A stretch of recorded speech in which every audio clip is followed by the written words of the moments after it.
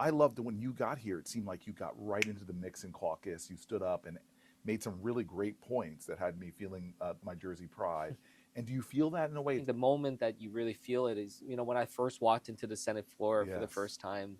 I'd never actually been on the Senate floor until after, I was elected. Yes. And so to come in and to see that, I'm going to have a desk Yeah. and like, it just starts to hit you right now in particular. There's a lot going on.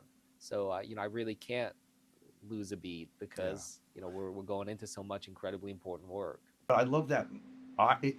11 years of being here, going onto the floor hasn't lost its magic to Yeah, me. when you look at it, and especially with on the Senate side, like I asked the historian here at the Senate, so I am the 2006th United States senator in American history. That's it, Right. and that's crazy to think about. Like there's been like estimated over 500 million Americans in the history of this country Yes. since its founding, and only 2,000 some have ever had the chance to do this job. For me to be, the first person of Korean descent, the first Korean American ever in the U.S. Senate, it's certainly not what my parents would have imagined 50 years ago when they Right. immigrated here. Right.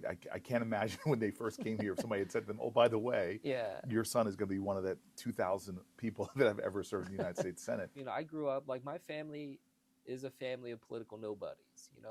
Like we never taught politics. We didn't know anybody. Right.